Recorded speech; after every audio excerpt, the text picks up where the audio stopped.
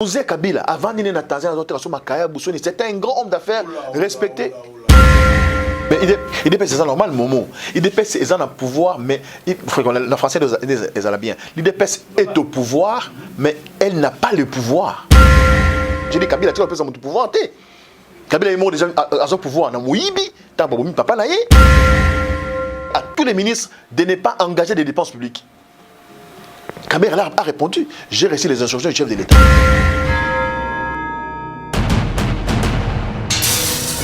Balobi na bengi opere na bengi omere s'abonner massivement wapi Recam TV Mon Recam TV Mon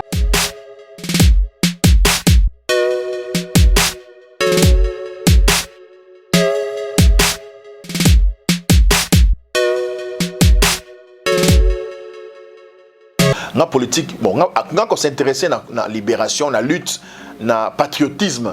Maintenant, depuis l'école primaire, secondaire, même dans l'université. Bato ba ebi batanga ngana ba ebi tango ngana tana ipen bande ba master ba pesa comme Lumumba parce que ngana naza mutu on a bondela rande bato misusu na bondela bato sur la bondela communauté na bondela école. Donc mes politiques peut-être na bandiango comme acteur politique na 2011 quand on a candidat député national na Lukunga malheureusement na qui pété na parti à feu Pierre Lumbi MSR Papa Lumbi paix à son âme pour n'anga héros vraiment héros pour n'angai pour n'aza ko célébrer mémoire naie n'aza ko tanga comme na respect nyonso n'aza qui peut évidemment na Kaya Kabila na landa Kabila pour na landa ko zala na Kaya Kabila pour na nini pour n'anga n'aza ko mona ke ndenge mboka ezo tambola boye le kola tozumu après Mobutu muzaye Muzela Mlomu c'est vrai il y a un esprit malheureusement il y a qui azali parrainer na Rwandais ozomona à côté so Rwandais na mboka heureusement grand bouliste aboula ekoki bozonga babalukeli yako se rendre compte que bon Kabila c'est vrai bon ninga zole peut pouvoir au moins na ibo apenoko aza penoko neta apenam génération na biso génération na biso avant de mingi la Congo awa na kin awa ba style ba noko ba matolo ba nini biso kina tozalaka ba légèreté zebelé na biso ba kinma photo ba on peut changer alors tant la monique noko yi n'est bien to tient un poids to tient comme ça na ka mandam manda suka oyo to tient poids to tient ngokendele to tient poids en 2011 a triché pour l'élection de Bazinga Balobaka à l'équipe mais tant en 2016 il fallait ticket. Bon, avant octobre 2016, na monique bon MSR, bon mangambeze pena bienté, ba proposer na côté na parti Lambert Mende, na côté et là on y est qui bisa bon la MSR. Non na MSR lobby makambo izala ki bienté. Ouais. Et là on nini au mona ki que makambo iza bienté au tangi ya papa la biso de Pierre no ouais. Père son âme. Oyo yo moko lobby tozoyo kala maloba na il y a beaucoup d'estime pour naé mais eloko nini tambola ki bien te pour l'otika moto à parina qui a beaucoup d'estime malgré qu'il n'est plus dans le monde des vivants pour qu'il n'est pas la mère. Voilà, je crois que les alliés na ba gestion quotidienne à partir alliés bien te hein donc ça dit au moins une partie de la structure mobo il faut faire vivre en gros et ce qui fait vivre une structure politique c'est l'apprentissage de la philosophie de l'idéologie du parti. La formation, c'est rencontré régulièrement. Les autres liés à Molimo, le niveau de lutte et engagement besoin. Voilà, au MSR à l'époque, ils étaient parce qu'évidemment, il faut des gars à côté MSR la veille de l'élection. Bamon na comme cadre, bamon na la formation idéologique alors je me suis rendu compte que non, ils ont pas tebé ba hyper ningwana. MSR ekotisaki yo par rapport à notoriété na yo oyo ozwa na monde oyo tiki biso lelo ya média. MSR et Amba yo ponango et puis yo potalagi par na yo vocation na yo to sacerdoce nengo lobi tout à l'heure ya buluka okota politique pour ça pour la mboka pour député. Voilà.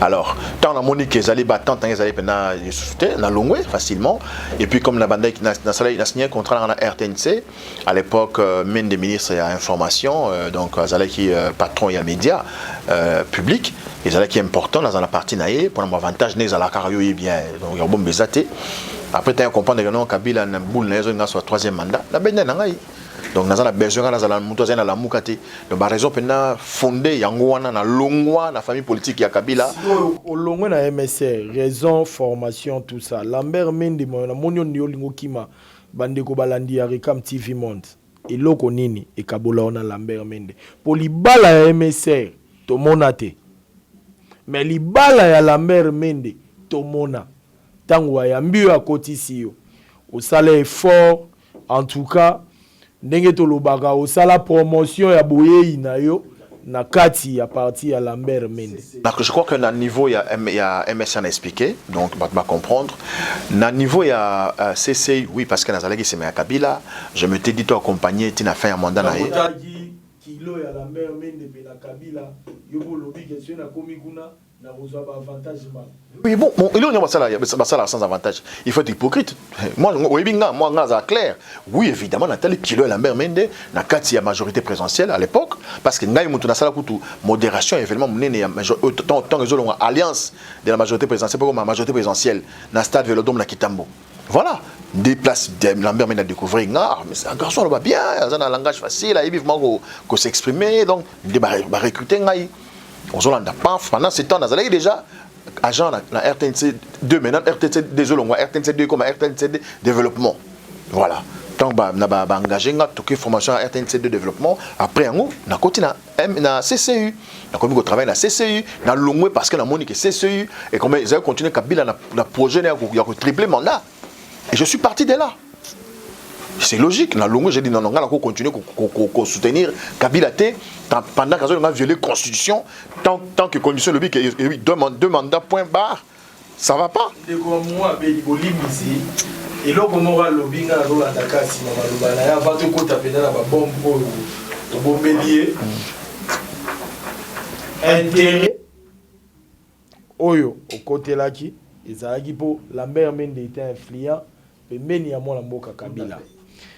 Mais kolongwana yo til lelo au tourner veste donc c'est que les intérêts oyo côté là qui ozwaki yango te to eza pena bo solo ke yo boyaki na louange adoration olingaki clarté olingaki vérité na maponami pe na respect à constitution ce qui otuni bato bazo na RTNC de Bisayo que ba proposant à la directeur na boya ba proposant à la même chose que chef à sélection na boya et ça tout polémique ah ningo lakisani bazo na boya ba avantage belé na RTNC 2 wana nazala qui sont na cabinet ministre à l'époque Lambert Mende Malanga na PC Mboté azo ya manga sans audience est-ce que vous allez non na bon terme de collaborer to soit na te depuis un peu de kutana te na ta n'abi tout le monde na te tout le monde ndé na thérapeute na loba on a sepela na ngote na cadre majorité présidentielle au batikala bazo soutenir Kabila ça la troisième mandat to ça ke belé au tolongwa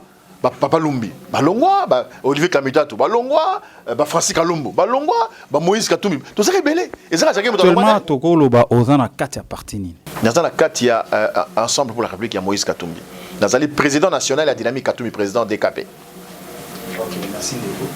État de santé ya ensemble na minute après liwa ya papa na biso Pierre Lumbi état de santé ensemble les années ozana matanga tozozela tolongola mokuya boyebi ndenge matanga pa biso ba africain salemaka surtout ba bantu papa Lumbi azali n'importe qui te azali secrétaire général munene ya liboso na histoire ya ensemble pour la République et il faut penato koti sa mawana et aussi la temps musuté mais tout ça la pena tout ça le rôle va roboter ton mitema et sengeli pena passionné longwe si la malam mais santé à parti et ça malam dans le parti limité ba Covid on est kangibiso parce qu'il fallait tout ça la tournée d'abord il y a installer Dynamique Katumbi présent à travers tout le pays ensuite Toyambi présent Moïse na Kinshasa Falaya pour lancer le premier congrès à parti qu'on installer la structure à parti et puis qu'on lancer comme ça la sortie officielle à parti politique ensemble pour la République ensemble les gens la kati ya lamuka tout à fait ensemble pour les gens la kati ya lamuka boson opposition tous en opposition makasi opposition ya bino eza le lengeni pour toujours comprendre te ba opposant ngo ba komi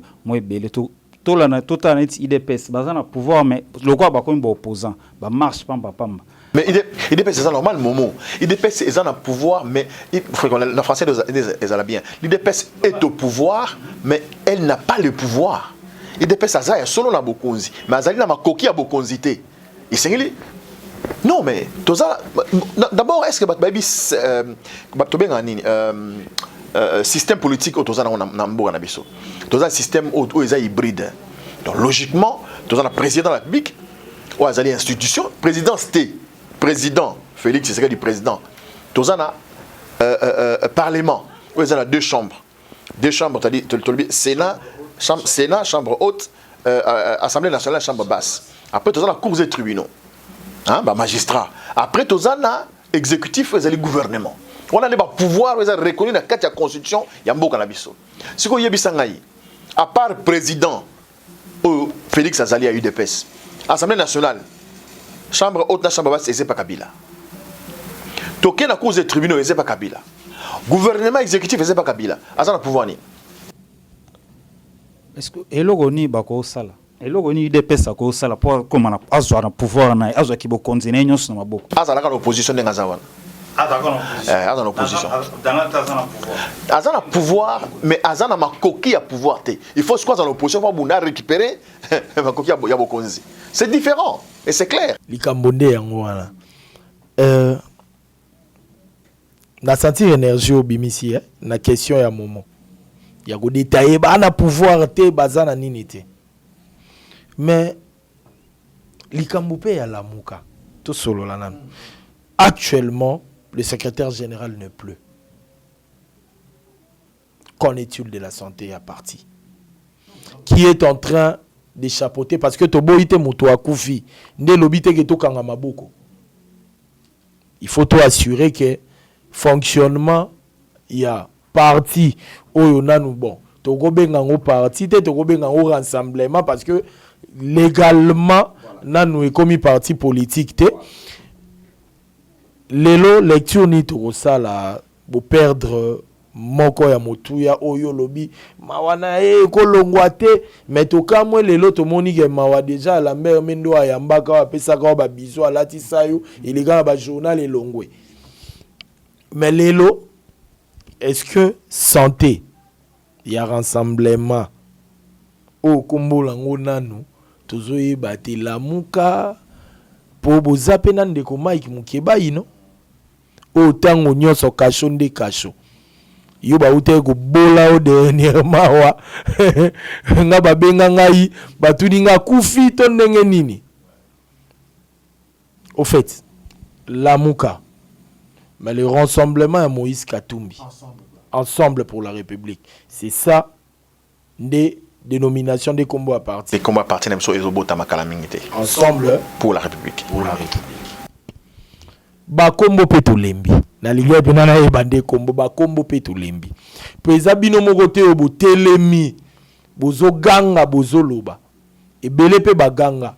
La preuve en est que Palou très radical envers Kabila. Les lots ce sont des alliés fidèles. Il y a Kabila. Bah ça paye de pèse. IDPS nakokoma parce que na rejoindre question ya momo nakokoma lelo IDPS très radical mais wana makambu nango. Est-ce que aujourd'hui ensemble pour la République santé nango eza ndenge nini et puis poto kende mbangu te batu ba comprendre place oyoza nini oeza makanisi ya place oyo zali pour déjà komi kamoro douter na lolenge nini douter na lolenge ke na bandaki na ye na ke mais tu comprends était place oyo longwaki j'ai beaucoup de respect place o bayambi o babimisi yo pour dire vrai parce que députation MCR c'est bien bon. Mais retomber ngai na yo to yebaki yaki pena positif te. Mais place au pena moi mpifo moi lolendo wana ya kokota na makambo wana yende tango komina ndeko Lambert Mende. Lelo ozana ensemble de la République yebisa biso nano. Avant comment on a autre chose à la analyse moko personnel, OK? Qu'on comparer Mawaya, Papa Lambert, Papa Pierre, non Papa Lambert, Lambert, Koufite Lambert Azali. Non, c'est là la répondre. Est-ce que sentir estime mais parce qu'il est parti. Et pas Tout à fait. Non, mais attends, tout ça va tout est. So il m'a koufi. Oh, hier la liboso na makanisa mutu. Moi, je n'allais jamais été papa, n'allais jamais été Lambert mais dans un mauvais. Relation nganaye, relation humaine, on avait des très bonnes relations. C'est un monsieur qui me respectait et que je respectais énormément. Dans une admiration belle pour naïe. Lambert Mendo Malanga. Un patriote. Non. Ngana sala ka politique pour na mbongo te. Ngana buta la famille bobo la te. Nayebi koyiba mbongo te. Bato be ba yibaka ba uta la famille ba bola te. Bato ba uta la famille bato bazala mbongo ba yibaka. Baza éducation à bien te. Ngana zo éducation à bien. Ngana za mono pena ba vandi na vanda pena na tana be kola ba sango mutu makasi me mayele. Très têtu. Oh, peut-être à la fin de l'année, 70% de la bulletin, l'enfant passe des classes, mais ailleurs. Ngaï. Donc, nayebi bilo ko na Rolanda Mbongote. Ce monde mais pas Kabila. On appelle Kanga Yango. On le dit tout à l'heure, on le dit oui, c'est vrai na outi bona zongi mais papa, na mboka oyo. Na uta wapite akenda boité. Na sala na nité. Lumumba asala na Kasavubu. Kasavubu asala Lumumba babebana. Kasavubu Lumumba ayo sana Mobutu. Mobutu asana Lumumba babebani. Mobutu asana Tshisekedi. Tshisekedi asana Mobutu babebani. Mais là asana nani enfin na asana nani te. Donc awa ezali likambo ya motonyonso asala na motonyonso. Likambo ezali ya ko prendre conscience. Ya ko tikala ceux qui mabe ezali, to ya ko longa ceux mabe ezali. Bon ça. Nasili ça. Même Kolo Nzambe asala na Satana. Ange des lumières. N'est-ce pas sur la dimension à Satan Zanani. Sur le plan spirituel, tu peux avoir valeur à Satan. Satan ah voilà, t'es gérant, t'es. Azali Pena, roi, prince de ce monde. Né Jésus-Christ, Azali prince, il y a royaume de cieux. On a un comité, on a un yotomo, on a un thé, on peut te assurer ton quota. Mais là, tu vas vivre tant, en plein moment, il y a Satan, prince de ce monde. Mais il a travaillé avec Dieu. Son bras droit, ange des lumières. Donc, motognon sa salana moto. Le beau sana momo, so yo monique momo amusa moye sepeli so souté. To momo monique non en tout cas mamusa ça boben nan il y a pas de péché là-dessus. Il y a pas du tout. Donc tout le monde peut travailler avec tout le monde, il y a pas de problème. Ni ne convaincre que Ngaina travailler les ensemble pour la lutte. D'abord, on a soutenir candidature à Moïse Katumbi en 2016 parce qu'il fallait élection en 2016, 2017 et en 2018 avec tout ce qu'il y a eu comme bêtises. Ils ont des convictions d'abord personnelles. Nous avons sur le plan politique. Des places conviction na yo moto na yo isali. OK musika pamba pour toute la question na yo. Faut tout la conviction morale na yo, conviction personnelle animi. C'est la même conviction dans la côté dans monde politique d'abord pour défendre ma communauté. Défendre ma nation. Défendre ma patrie. Et le côté dans la politique yangwana. Nga je sais pas si ba auto atanga na école primaire baroza la émission na habité tam sur commentaire ba loba yango parce que mingi ba s'abonner na habité so bato atanga na secondaire ba pour nga chef de classe toujours budget général toujours o ba ebi na peine na IPEN déjà na IPEN na la première année de graduat ba tienga porte-parole ba étudiant donc ba tienga porte-parole ba étudiant donc dans un mutu oyo na leadership nanga na botama ndenge wana et quand je prends les choses en main je ne fais pas les choses pour moi-même je les fais pour la communauté. C'est ainsi que la côte en politique. Ma conviction personnelle, c'est-à-dire la défense de ma patrie. Alors, quand je n'ai pas retrouvé ça, na kati ya famille politique ya Kabila, parce qu'ils ont la MSR, ils ont la CCE, MSR Papa Pierre Lumbi, Moli Manepe na Kimia, ils ont la CCE ya Lambert Mende, ils ont la kati ya kabilisme. La kati ya kabilisme. Quand j'ai trouvé que non, lutte on a zo bunda pour mon pays. Oh, ils allaient riches, les lotos 60 ans, tous le roté, et ils ont des bons côtés. Pour la banque, ils allaient Kabila, donc comme ça Kabila en Nzambe, Nkolo. Tant de monde qui se maté, né à Longwa. Il n'y a qu'une seule conviction personnelle. Ils ont belleté. Et il y a la conviction personnelle. Même dans les travail à Katumbi, il y a la conviction personnelle. Alors, toute la question, on peut même pas attendre à répondre à aucune question. Voilà. Ni n'est-il pas dans la cima, il y a Moïse Katumbi, particulièrement dans le cadre ensemble pour la République. Mon frère, d'autres la politique, d'autres l'analyse. Tout à l'heure, on a vu sur la homme politique dans un patriote résistant. Pourquoi? Parce que l'homme politique congolais a échoué. Ça fait 60 ans. Ce pays a été dirigé par des militaires et des politiques. Ils ne nous ont rien donné. Ça, c'est l'autorité. Aux gens, ça, c'est l'autorité. Donc, on est, mboka na biso Congo à l'époque, tant que indépendance, et ça n'a PIB que le Canada, que le Afrique du Sud. Mais les lots, payons les Kabiso, attends 1000 fois. Donc, Toshkiti, on est tout se développer. Dans ma bourre, il y a Soda, Kabila, Soda, Mobutu, Soda, politique. Tu sais ce qu'il dit, politique. Comment d'autres personnes là qui sont venues pour la politique. Et ce qui est grave encore, c'est-à-dire éminents hommes de sciences, professeurs d'université, doctorants, on va gérer Bokao. Ils ont détruit ce pays.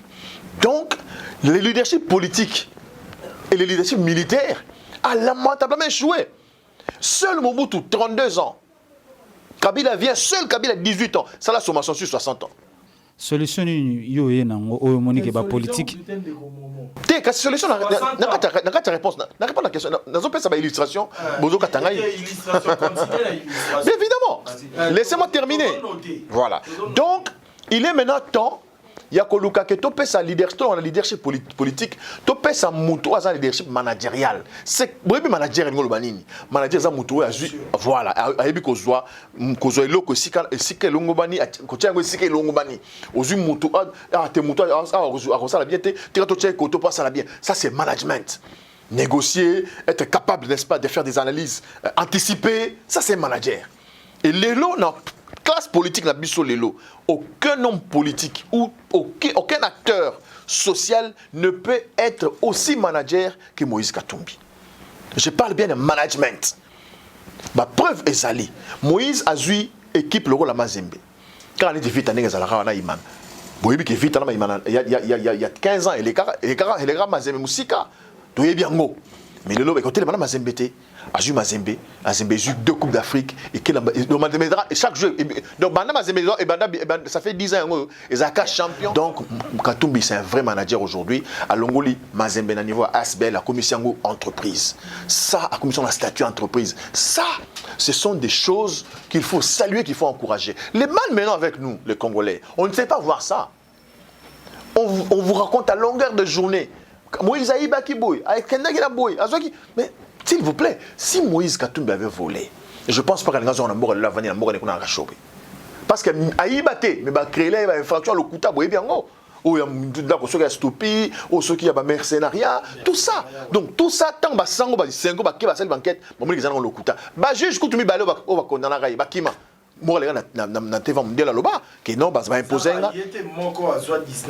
Voilà. Et on a mis balai. Voilà. Voilà. Donc bah témoin. Donc il faut dire que Moïse, je n'ai pas dit que c'était un saint, tous à la sérieux, mais c'est quelqu'un qui incarne aujourd'hui oh to chai poids binobo solo laé, surtout solo laé pour qu'on la ça ait confiance.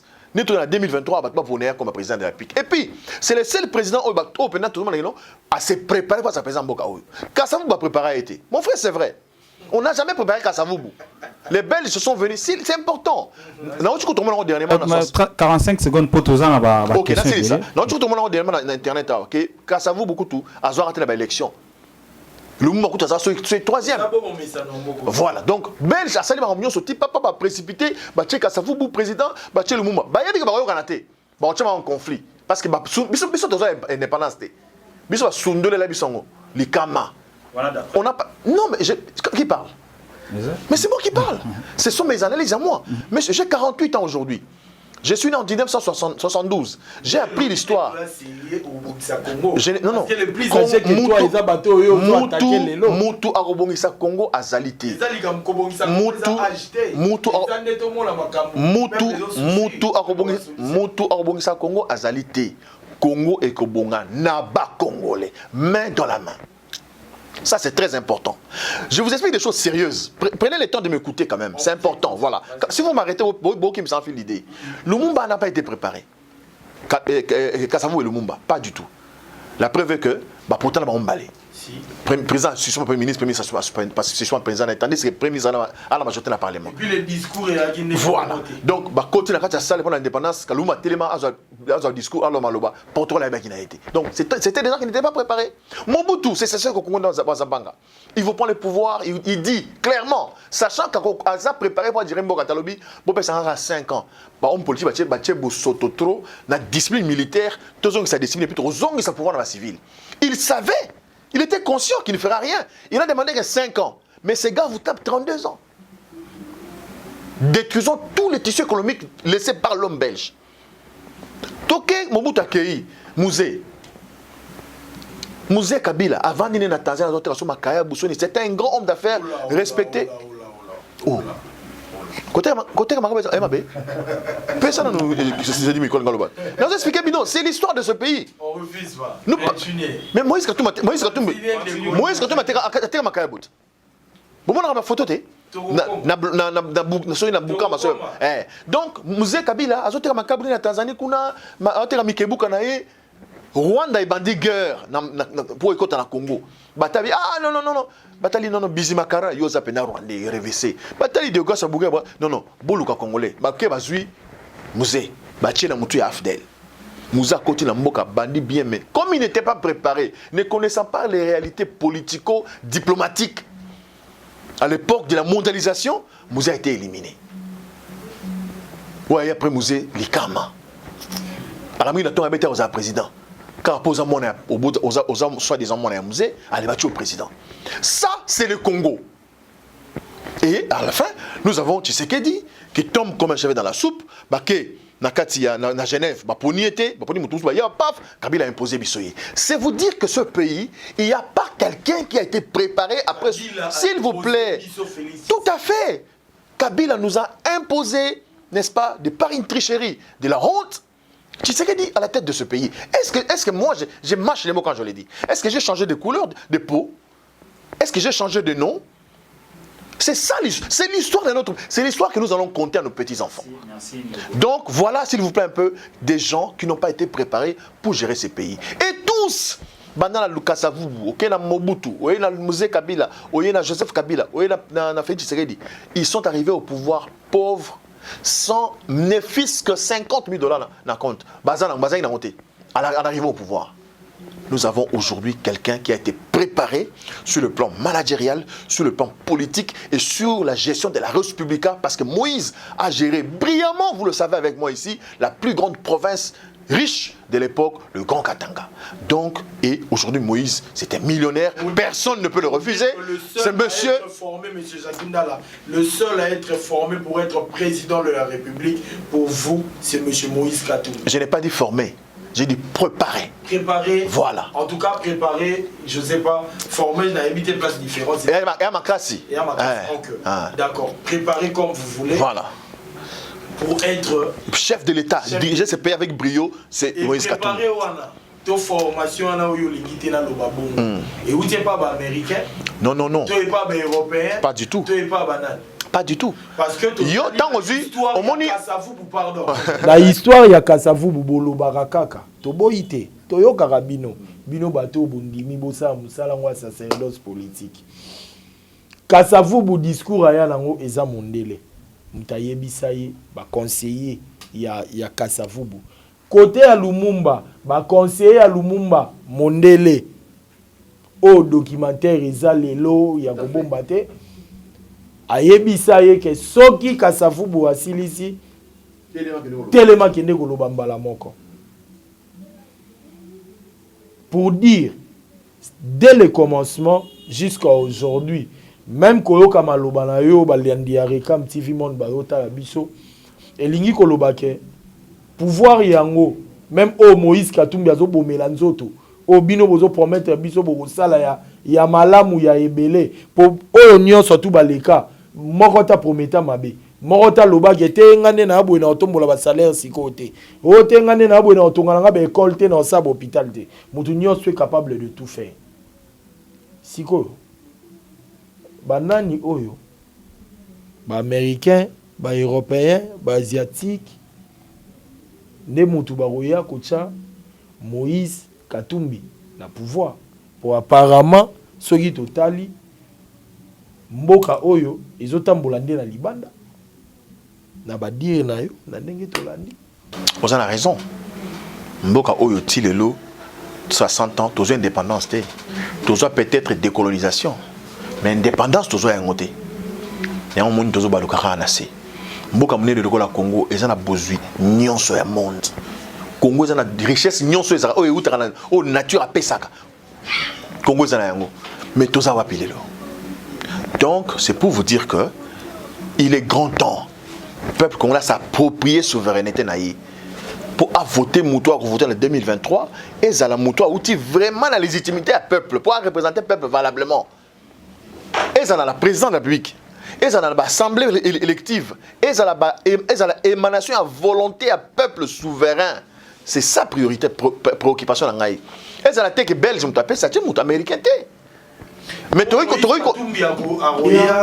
na poste wana yemoko pona bino. Est-ce que Moïse Katumbi yako kumbela mboka oyo na makasi na yemoko? Parce que tomoni moto oyo ayaki oyo ngai pena na koyiko lobazaki na souveraineté nyonso na ye. Oyo alingaki pena me ma souveraineté wana moto abandaki koteka makaya Bukabila le père na bikebuka. Oyo alingaki apesa Congo souveraineté na ye. Peto mona umelate, il a été assassiné sur son bureau na kiti, il a modèle à kiti oyo fandi. Voilà ce que je veux mettre solo na yo ezala. Te masolo na moto na ngati. Elingi ko lakisake Moïse Katumbi oyo yo lobi ka koya na souveraineté. Mais biso nyonso tout oyebi oyo moko tolo balanga tout à l'heure que j'ai raison que ezaba occidentaux, ezaba américains, ezaba tunde mba plasaka. Oyo mo reconnaître que toza non indépendance, toza na gérance mais toza non indépendance te. Non, même gérance, tout ça, la montée. Bon, indépendance, soit la Moïse Katumbi a rejoindre. Non. Tout ça, on a au lobby.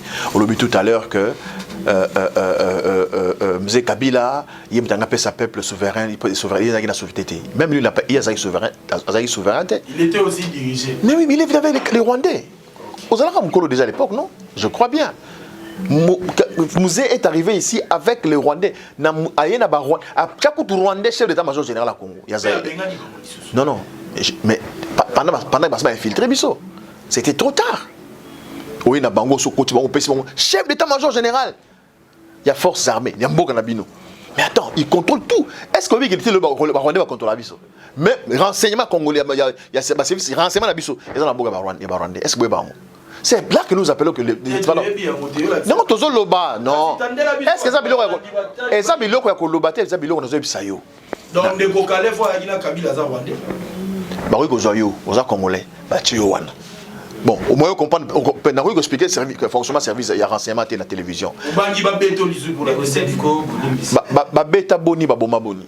La question est ali mingi, na osenga to pusana malembe to ile langonga, to beta masolo ya lelo, wana na moni za mingi le passé te mezo, eza ko lobelaraka, ouais, mboka na biso. To lobelana lelo actuellement parti na bino eza na kati ya Lamuka. Toza na Lamuka. Comme Moïse Azali, père fondateur à Lamuka, toza na Lamuka. Oh, donc Moïse n'a un père fondateur à Lamuka. Moïse. C'est un Nekofaïlou. Nekofaïlou Azali, père fondateur à Lamuka. Félix Tshisekedi Azali, père fondateur à Lamuka. Donc il y a collège. Vital Kamerhe Azali, père fondateur à Lamuka. Moutou appelle ça comment à Lamuka et Félix Tshisekedi. Adolphe Muzito Azali, père fondateur à Lamuka. Ndekoma Tungulu, père Freddy, ma père fondateur à Lamuka. Merci Ndeko Jackie. Mingi bato tangi baza soutien à Lamuka. Actuellement nani aza coordonnateur à Lamuka. Nani azo coordonner Lamuka. Logiquement il fallait Ndeko Martin Fayulu. Ezana ozo tatonner. Tete baza sur place té. Boyebi baza libanda bakanga mangi na marambo ya Covid. Suba zongi remise ko salema entre ye na Ndeko Adolphe Muzito azali coordonnateur siko. O azo coordonner siko ezali Adolphe Muzito. Maintenant, le basali remise reprise. Mais je sais que jusque-là, Ndeko Fayulu nda yeka simbo kondi. Tolo banengo na po remise reprise na salamité. Remise ndenge Fayulu aussi va kondi tandis que Adolphe Muzito ndaza mon patron, sikoyo coordonnateur ya Lamuka.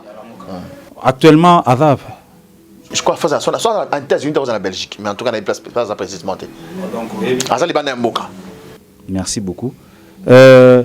Position na bino par rapport ya ndenge ba oto pona ndeko oya seni ndeko malonda position na bino Lamuka ezani boboyi ndeko toboyi ndeko Ronsard Malonda toboyi mais vous manifestez tout le monde a idée pèse ndea osala. Est-ce que pour boya ndeko Malonda faut manifester d'abord? Est-ce qu'il faut manifester d'abord? Mais c'est ça les problèmes dans ce pays là. Donc, bino moche mutu, biso to boyi, bozo linga to manifester. Mais to manifester sur linga to manifester. Ceux qui ont un abisso pour bien manifester, on va manifester. On va manifester.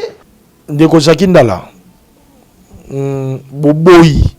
Oui, c'est bien bon. Apparemment, na Congo, ils ont boya mingi o ngala moni côté politico. Mais ce qui est vrai, Monsieur Malonda Ronsa n'est pas venu à la tête ya Seni et Moko. Ils ont une corporation ecclésiastique, tout ça, église, tout ça, église conventionnée, où l'été yebi, nde elu et sengaki, babimisa, moko, na bango. Monsieur Ronsa Malonda a zoata a sala déjà na Seni. Nde na ba vote, nde ndeko Malonda abimi. Après, na bino la muka na bato ba pesaki ba voix na bato bazalaki libanda na obaki na droit ko voter te bato tout ba lamuki yete mais tangu ba votaki ezalaki par vote ezalaki par nomination te sikoyo tie koma na vote ti ba voter ye ti botiki ba voter akoma ti lelo place ya komi bozelaka likama ekweya ndebo réagir ou vous faites l'effort, il y a qu'à couper l'hémorragie avant que des dégâts aient. À répondre. Oui. D'abord, il faut que ce que le gouvernement a fait, à tout bali 10 fois, au bali moi ça les bosses ça boyaï, au bali mbalaza ma boyaï, au bali 10 ma boyaï, qu'on va aller pour la sonité, on va aller pour la maraté. Parce que le bi ah au boyaga oui, quand ça ne va pas on dit non, mais on n'a pas honte. C'est notre pays, on a le droit de dire non, à tout moment, à chaque instant. Non, non, non. Au lobby, on s'en va dans Azali, émanation, il y a la confession religieuse. À ça, l'église n'est. Pourtant, on va voter qui est, Azali, une église qui manguiste. L'église qui manguiste, c'est ça, les discours, et le lobby, Azam, membre l'église, où est le sérieux dans ça? Où est le sérieux dans ça?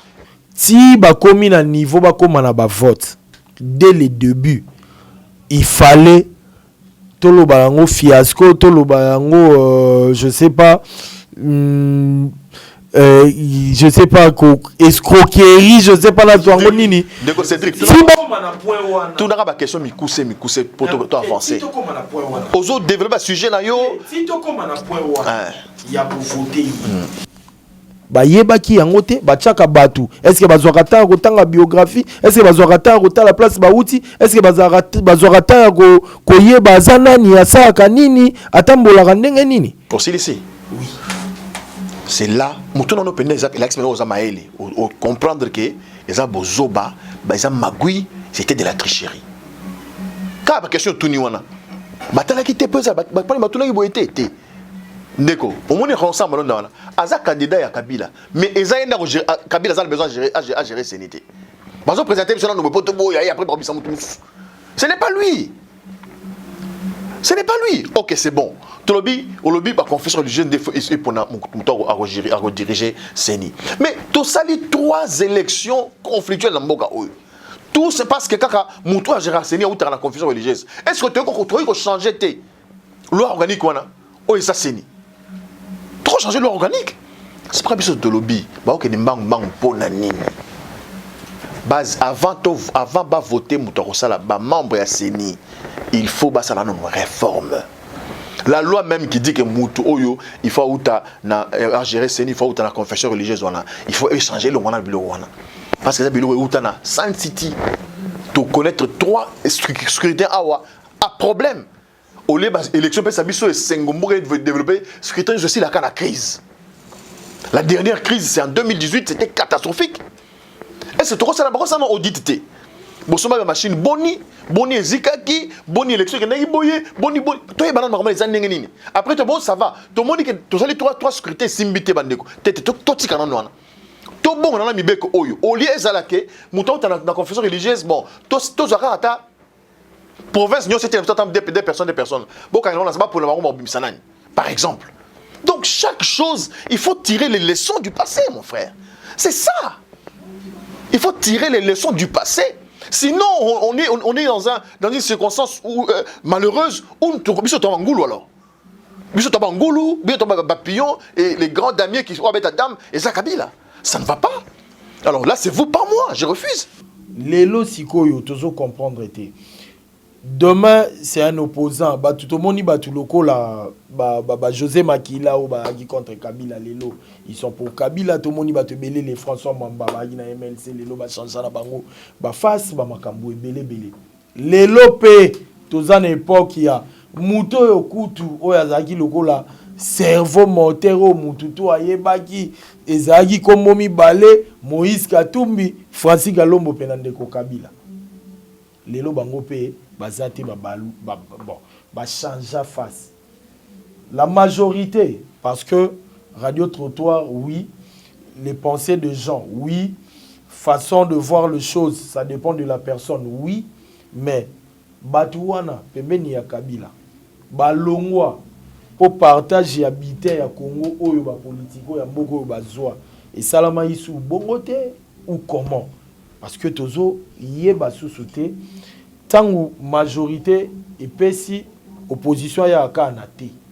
Et y a des locaux moroté na mboko otomona majorité a pesi opposition pas d'accord. Mais na bamboka misusu pe to motaka. Nyoso tu ezaka ka tete ndeko Jaginda. Mais au liba mbebele moi n'aime tout on répond on réagit demi. Au ba mbebele donc je n'aime pas son dans le banili. Donc les Kabila awa ceux qui ba Moïse Francis Kalomba Zalaki. Non, je t'ai dit n'aime tout à l'heure que même une femme oyo bo commune na famille au pesi dot au bali à moi c'est na yo politique à moi c'est mozo katanga yi la personne illustration ce sont des illustrations la personne tout na illustration nzambe konkolo na ange na ya bolingo ange ya lumière ange ya pole bakabwana mais pourquoi les hommes ne peuvent pas se séparer ange bon dans obi que moi c'est ça politique d'accord mais nzambe na ange de lumière na est ça politique sur la gestion du monde bakabonat boni bato mokili tout le monde peut quitter qui il veut d'après par exemple na yo peut bosser émission na ndeko momoko longa na yo to momoko longa na ye donc il y a côté lango souté mais quand tu me poses des questions en même temps au yo mon analyse tu peux te poser une question na la répondre ndeni le débat c'est pas entre vous et moi. Le débat, c'est entre ce que vous posez comme question et ceux qui nous suivent à la maison retiennent quoi? Merci. Ça, c'est ce que toi tu vois. C'est ce que tes yeux voient. Non. Tout le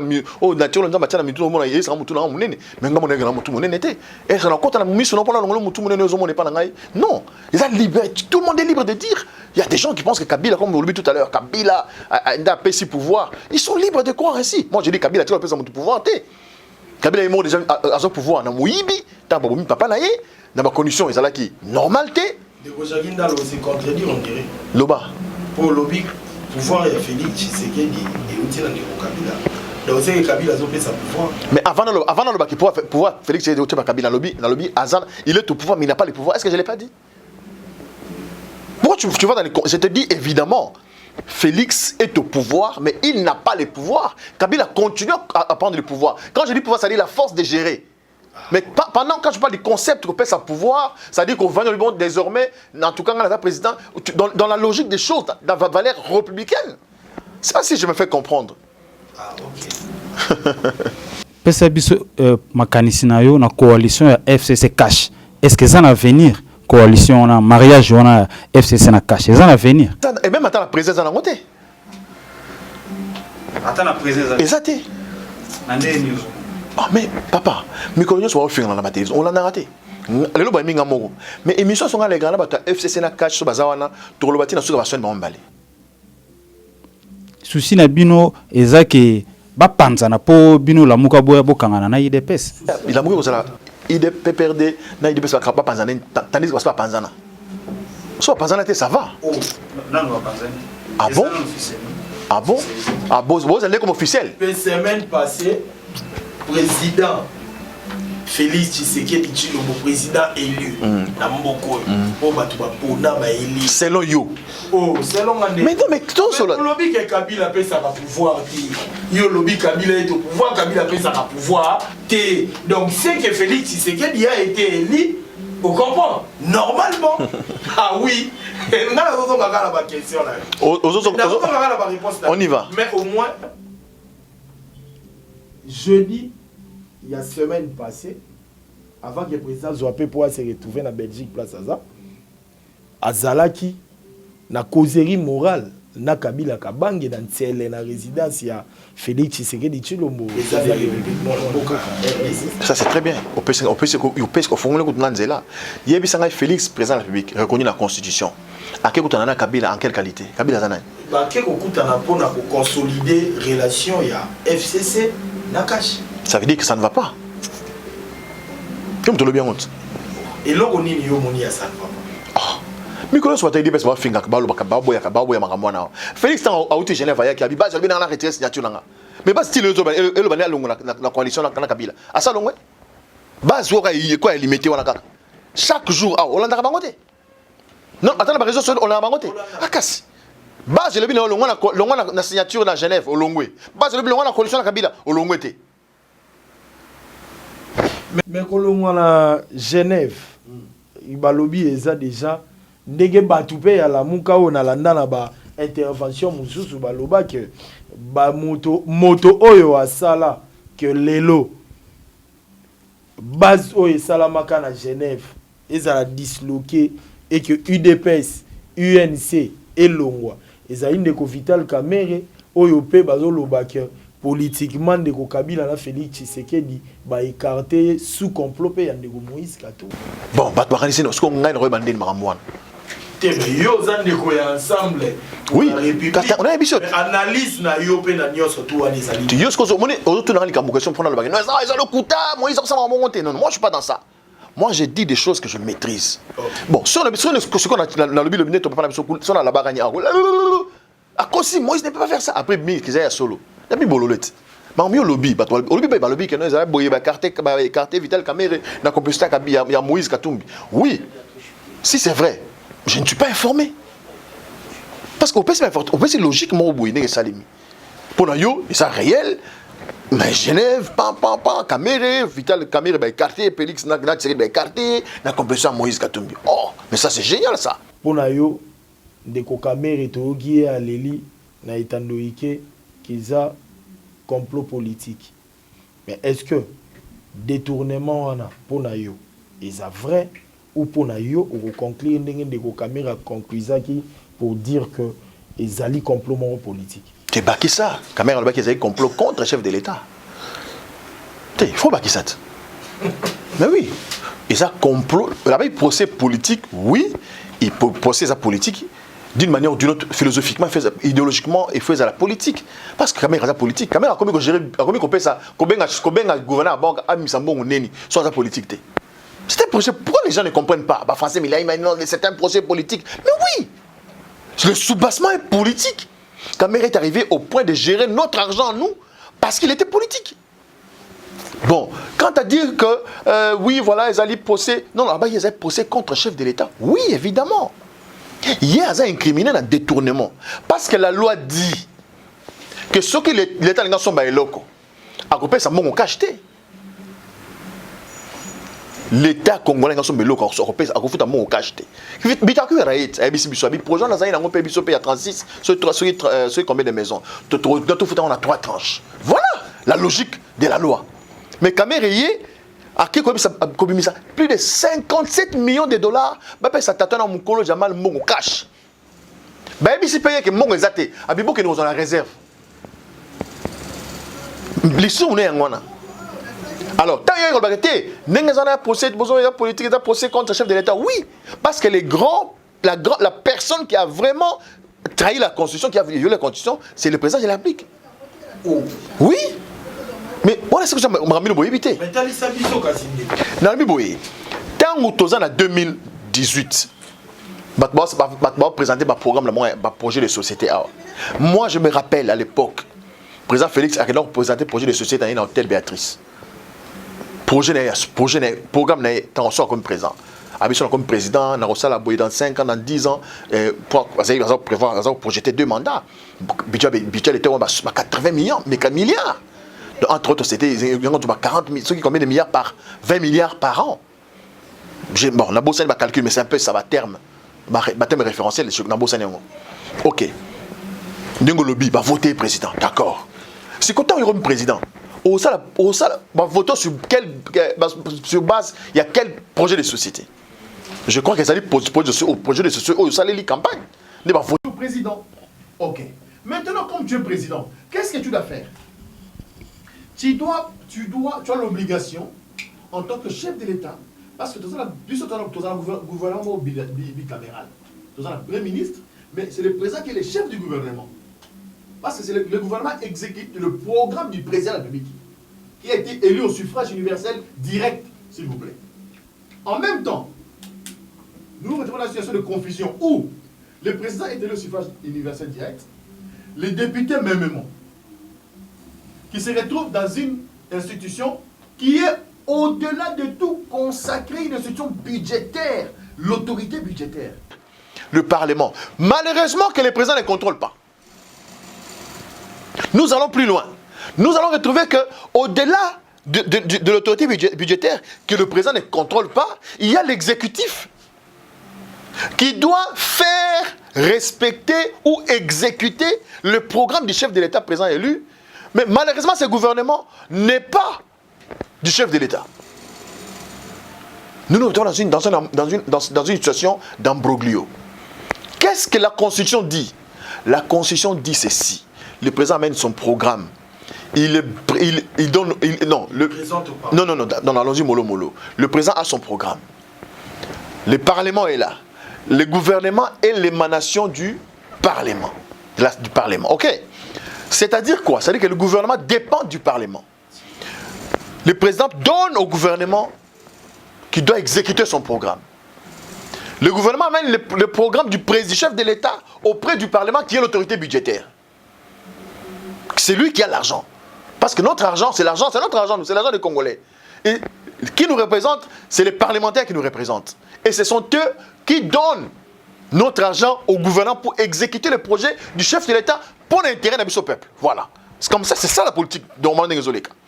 Malheureusement, on arrive dans une situation où le chef de l'État prend le pouvoir, le Parlement est là, mais le gouvernement n'est pas là. Comme il crée une philosophie. Donc il y a un projet d'urgence. 100 jours. Ils appellent ça projet d'urgence. Mais ce n'est pas un projet dans 100 jours. 100 jours, c'est juste thématique. Projet 100 jours, mais ça peut prendre 10 ans. Projet d'urgence, parce que au Congo, tout est dans le rouge, tout doit être urgent. Au lieu d'attendre, c'est le chef de l'État, il doit attendre que le gouvernement soit mis en place, qui est l'émanation de l'Assemblée nationale, pour que le projet soit défendu par le gouvernement devant l'autorité budgétaire qui est le Parlement, et être exécuté par les moyens qui seront mis à la disposition de l'exécutif par le Parlement. Ils n'ont pas attendu ça. Le président de la République, en complice avec son directeur de cabinet, a transformé la présidence, qui n'a rien à voir avec les institutions reconnues dans la Constitution. On dit ici président, distinctement. Ce n'est pas présidence. Le président, en complice avec son directeur de cabinet, comme ici présidence, gouvernement, président, directeur de cabinet, comme le coup là, premier ministre, Yemoro ministre de la Finance. Mais c'est une chose. C'est important, ce que je dis. C'est important ce que je dis. Oui, tu vois, idée qu'Oki Mangaï. Némi a fait la même chose. Mais oui, Némi a fait la même chose. C'était Kabila. Et Kabila avait la majorité au Parlement. Kabila avait la même issue sur le gouvernement. Mon frère, ne comparez pas les choses. Ce n'est pas mathématique. C'est une science humaine. Il faut qu'on t'explique pour que tu comprennes. Si tu ne donnes pas le temps d'expliquer aux gens, ils ne vont rien comprendre. Donc, le président Félix a péché. Kamer, elle a dit dans le procès. Ce procès, ce n'est pas moi qu'on vise, on vise les chefs de l'État. Parce qu'ils savaient que les chefs d'État avaient violé la Constitution. De quel droit Kamer écrit une lettre pour demander à tous les ministres de ne pas engager des dépenses publiques? Kamer a répondu, j'ai reçu les instructions du chef de l'État. Pendant le procès, il a cité le nom du chef de l'État plus de 147 fois. J'ai reçu les instructions, ok, d'accord.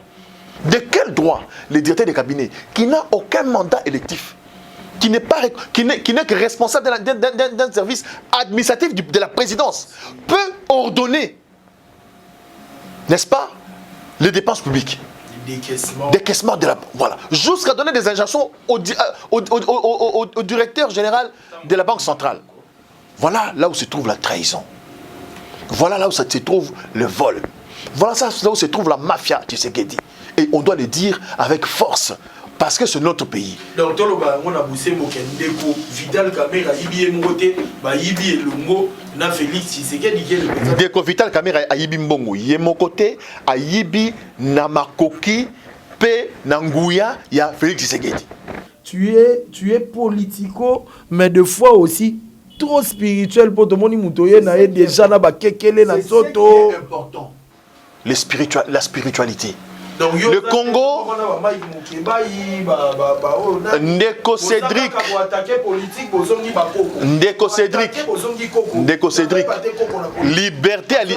liberté à liboso au Congolais fa bundelaza liberté spirituelle.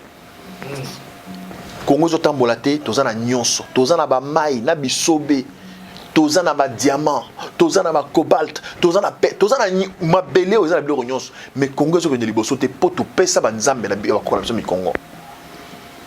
To sundola bokoko na biso. Ba ya côté ya biso Yesu, nzambe ya ba Yuda. Ba côté l'église ba teyi ba biso kanga misu. Bon dina nzambe ya bokoko na yo. Ndeko Cédric azobelela. Ah nzambe ya Isaac, nzambe ya Jacob, nzambe ya Abraham. Bana bakoko na o. Zela no te ya. Tozoki masima ya. Botika biloko oyo. Masima na wana émission na mino soute so sala boye. Te loba papa. Poto set. Nazo kota na dimension spirituelle. Isaac, Abraham, baza bakoko na binote. Cédric nani? Kinzondi. Eza kombo yote pa nani? Papa koko na yo. Ozana koko na moko akako na Kinzondi. Belela ye. Yebisa ye nzambe, yo nzambe ya Kinzondi. Nitalisa na mona na yeba yo.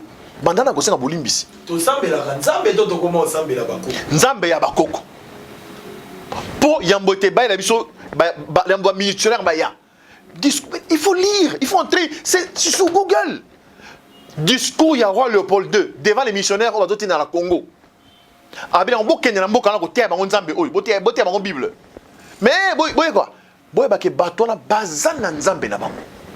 Bien avant que nous amène l'évangile du Christ. Nos ancêtres avaient des pouvoirs, même sur le plan éducatif, au royaume Congo, au royaume Kuba, au royaume Lunda. C'était des territoires. Même en Afrique, Zulu, le roi Zulu, c'était une force. Mais ces gens sont arrivés avec la machinerie, la magie blanche pour nous détourner de nos forces ancestrales, de valeurs culturelles. Et nous en souffrons aujourd'hui. Il est grand temps d'ouvrir les yeux et les grands. Et pendant que je passe ces messages, ceux qui ont la probabilité, qui ont la responsabilité de comprendre, ont déjà compris. Parce que je vais expliquer comment mobilité bien, c'est tout déjà. Pour côté en contact dans Nzambe wana. Maman Nzambe za molimo, ba tu vas comprendre ngoti. Siko likamango yeto ebité komi ekiri ya ba oyo baza na banzambe. Bon, pour dire vrai, donc komi batu ya politique ya bakoko oyo bazolinga authenticité zonga bakoko na ba oyo pe baza politique mais na ba magie rouge ba magie noire ba consort tozo Cédric. Beaucoup de présidents africains oyebi yango baza batu ya franc-maçonnerie. Surtout ba pays francophones. Mais mon frère, franc-maçonnerie, ils ont puissance ya bakoko ya France. Ce sont les maçons qui ont construit la France. Est-ce que vous avez bien noté? Ce que vous savez, au les Nzamba français, au retour en Borani. Il y a un moni, diamant, or, pétrole, et qu'il y a en France. Biso, tozan en vidjumukulu. Tozé colonie. Datuni yo. Oui. Ah, ok. Oui. Chacun, quand on a quatre dimensions esprit na yo. Mon frère Cédric, mon frère Momo. Avant, on a la lelo. Loba, tant comment ba koko na misato. Yo nzambe ya koko na ngai. Yo nzambe ya koko tsongolo yo koko songo nzambe ya koko songo na musolo na nanga pena yo kana mpona zoka. Est-ce que c'est Rosalie solo na nanga? Bo solo là ba esprit. Il faut parler avec les esprits. Le monde n'est pas dirigé par ce qu'on voit ici. Ça c'est la chair. Ça. Na obetana yo kapasi. So betinga pa na moni kutu la vertige. Ba betima ça c'est pas makila tango kufi. Mais esprit ezali. Yango tolobi marche sikoyo. Avant obima, solo na bakoko. Obimbe na tongo zokene marche, ko kene nga loyengete. Kende obimi le boso le pango zuma olongoli sapato na makolo na yo. Onyati mabele. Place omoni elembo le kolona ozo mabele wana boy. Lia yango. lobela mabele yo mabele nazo tambola pona Moïse Katumbi te nazo tambola pona Mozito te nazo tambola pona Fayulu te nazo tambola pona Tshisekedi te nazo tambola pona ko défendre yo mabele alors ozana droit ya komena makila na ngai te na ke marche pona ko tambola pona yo mabele na zonga na ndako po lobela bundela o lisusu tango sili sango ok marche soda congolais yokanga bien soda oyo azali na kati ya mindelo mabele ya Congo mabele oyo nyato lié oyo robeta na ça c'est mutu arobela liboma famille na ye lignée na ye kozala maudit jusqu'à 5e génération. Merci beaucoup. Merci Ndeko Jackie. Lisolo ya ba marche yo moko lobi ke ba obeta masese bat ba kufa bat ba kima ba ozaki ozalaki na kisasa na marche to le ka IDPS o mona ki mambo salama ki ba casse ba brûler et tout. Na mboka oyo toza suna besoin ba bloco wana te. Pour la nini te ko ke na dialogue. Pour la nini te ko kende ko solo la na place loba na kombo na yo moko. Ngai momo na mboka on aza suna posa biloko wana te. Loba te toza suna posa na yango te. Ce qui totali bien la majorité ya ba congolais Ndeko Jackie biso ndeko pesa na petan to pesa autant biso to à part makambo ya presse ya journalisme toza pe citoyen congolais peuple lokola batu nyonso so na quartier oh ba papa ba maman bazali suna posa makileta ngate na mboko bino ba politique a yo boy ko bioza combattant de lutte pour la nini te bandeko bokende ko fanda bo solo la sensa ezali boke bokutani na ndeko olenga koyi bobiki tala kuna basali boy tala kuna bazongisi boy mais biso to boy yango to boy pe obimisa peuple na nzela po bako beta masasi bato bako kufa pour la nini te ko kena nzela dialogue Ndeko Jackie et puis ngala bakisa est-ce que olenga koyi na sensa na ye ti lelo na miso ya bino lamuka na miso ya opposition est-ce que zaka ka crédible na bande mission na ngasi na tengo molenga ko to 500 na tangi yango te olobi pour nini to kende to solo la te pour so to solo ba beta masasi mobeko ni lo biso mutasali maso beta masasi mobeko ezalité mobeko moko te lobi soki congolais somi ya Congo amoni likambu songole sepeli siete azana makoki ya kubima na balabala koloba pe koboya. Mais papa, pour les besoins de ta côté. Tu as ça mobile bozo kanisa na mituna mina ya dialogue, tu dialogue pour solanine. Ba si on to lingi malonda te pour respecter logique boité songolo pakala. Bozo tamtu makasi. Il faut te bana balabala. Soda oyo mama na botayi. Congolais, azana ba koko ya Congo awa, abeta masasi. Na beta kabo mutu, na bia beta kaka masasi. Akobela liboma. Famille na ye. Bana na ibanda na mona liboso tina souk na bakoko ya bakoko na tina 5e génération bakomona polité Ndeko Jackie on ezali maloba na yo question est-ce que lelo olenga koina sensa na ye azaka crédible na mission que na banda na bande mission on a na silisi est-ce que moninga na tangi elo utaki kombo na ye te po aza important te kuta kasit donc ye kutu elo te oyanoli olinga koyi marionnette Kabila et moment avait dit tout quoi histoire va marche lipa et mati transport et comme passe kuno les zones makasi peuple azo souffrir misale zate bosaleli yango ba marche te mais boke sale na kaka likambo ya Ronsa Malonda na likambo ya loi ya Minako nde bozo luka bosela ba marche pona nini te bozo sela lipa na transport na makambo au peuple azo komona ya pasi ya pona nini te bosela na marche to sala ngo marche te po to za maele makasi pona biso lipa eza komata transport eza komata peuple eza na nzala kolandisa na nzela lo lenge seni eza ko salema na lo lenge nani mi obe mina ngaka le bawana yango nde ba responsable ya malheur na biso to bundela lipa eza dia conséquence to bundela ba raison eza otinda lipa mata ya seni esali mabe to voter président ya mabe loi ya Minako balingi bazwa justice comme Mabouka Kabila faut te telemela yango. On en est où na likambo ya falsification ya signature à président la ministre à justice la muka opposition et lobini ni par rapport ya biso to zali ko lobate na uti ko biso tout à l'heure que Kabila Félix azali na pouvoir mazana pouvoir té mazana makoki à pouvoir té Parce que un ministre yom to nommé boni reçoit initiative sans que yoyeba. Ba preuve ya ngwana. Donc il a dit que Kabila a tchaka batuna bokondi. Sikoyo poto conclure pour na conclure Lamuka a sali ba marche a revendiquer a sali ne lobby bo amaele makasi mingi. Boko bandana lipate, boko bandana ninité, boko bandana boité. Faut bo attaquer la chose na source.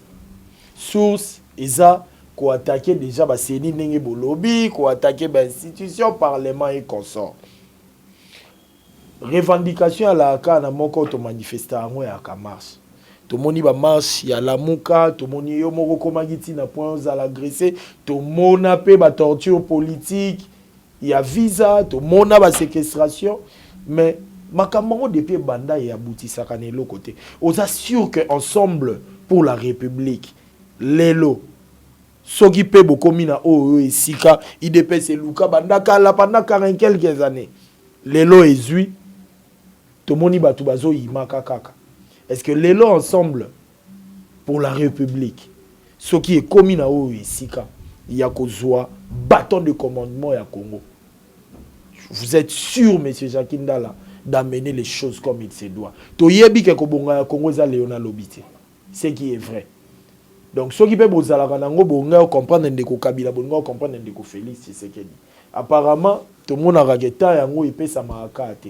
Mais pour ensemble pour la République, ceux qui tanwana epé sami ndenge zalaka 5 ans. Est-ce que êtes-vous sûr ensemble pour la République d'amener quelque chose de nouveau? Né to moni Félix Tshisekedi Lelo classe au félé na ba école nyo surtout convention. To moni lelo justice ya mboke la muki bazo kanga ba ministre bazo kanga bazo interpeller mbala o mbala. Oyo nini ya sika ensemble pour la République eza egoya. So ozo la question boza mi balette. Ozo ke ne mulai pamba tuna question mukuse. Tena lingi penana manula yo. Te ngana tuna question ngana naza intellectuel naza élite. Na génération on a référence. Na Congo la génération nanga naza référence. Donc sur le lobby comme on comprend facilement. Autour de motono lobby ceux qui ensemble le pays ma coquille n'a pas parce que mon PC réponse on sur le PC la réponse. C'est vrai que Congo va décoller oui, mais tout ça là besoin ya battu. Système oyo Congo sur les rails. La CPL pour lobby, Félix Azui, malgré tout le monde, mais enseignement. Chadar lobby enseignement ça a été. Kabila ya Kabila. Justice oui. Il y a un fait Félix Micolognon on a dit OK. Na justice na social aussi maté. Va permettre yoté. Mais ça l'effort, nous côté na justice on a. Simba ka justice wana. Vandi sa justice mboka oyo. Ils ont la boigna, ils ont la pôle, ils ont la bossolo, mboka, ils ont un pas vers le développement. Parce que mboka, tout le monde a développé un côté, ça le kuta. Biso nyonso moko na moko na mwana Congo, na nzela ya ko bongo la makasi na biso, na nzela ko zonga la bonzambe na biso, ne konke. To komi pratiquement la souka, moi liloba pona bandeko ba congolais, ba congomani, moi liloba liloba nino ko loba na bango ko motiver bango ko fortifier bango par rapport à tout ce qui na kati ya mboka nyonso ba politicien bazali ko sala ezo sala ba congolais motema parce liloba ni ko loba na bango na yebi ko loba ba langue presque nyonso ya mboka so ko pesa ta mo message na ba langue wana ko sala bien pour to conclure na ba langue nyonso yo za peut-être possibilité ba la mande ba ko la télé ko ngoni ya sali ko ezala mboka na baya c'est que tout est dans tout ce que la Kabila a ajouté à ce moment où on a devant la biso on va voir maman wa sema jo wa tu Kiswahili wa nchi ya Kongo na nchi ya Kongo iko ndani ya magumu sana sio kama kwenye kwa jioni leo kama hatuwezi na tena Kabila hakui sasa yeye ndio Mungu tuingie ndani ya njia tuko na nguvu na ukataa vyote vile Kabila anatuletea juu ya kuharibisha maisha yetu. Batata pa mama weza mboka biso. Ndio mbele yao. Na wale tutakutika Kabila bonza bete. Mbali na mama wa kwasha mama. Kongo bwana beto. Kila mambo mingi ya ingi. na nyonso ina ukila katoka na nzila ya kabila na mtemi kabila zona nde mbola fwanda pe tolenda ndio dimandia mambo ya kabila na nchi ya Kongo Demokrasia pe tolemanga mambo ya kabila antikuiza ya kabila bata tulibama jitumeta Kongo jitumuta tumita Kongo pe no mo kuita bani kabila ye ikala ye mweza kumzabi to tubenga malonso ana tumwambile te tuneba twashikidano kwa hajwante jabakashi tutawata jabalo. Merci beaucoup. En tout cas, tokomi nasuka yakobakisa ezate yakoloba ezate tokutani prochainement na émission Oyo actu ya actualité ya mboka. Bah merci ebele na équipe technique Cordon Julio, pourquoi pas ndeko aimer image présentation tozalaki mibale na ezali ngai wa bino ndeko Momo Abedi na zalaki accompagné na Cédric Kinzonzi obo mesana ko benga na kombo ya Sediko. Tokutani prochainement bobo sanate ko s'abonner na chaîne Oyo et puis tokutani na mbala ya sima toleka.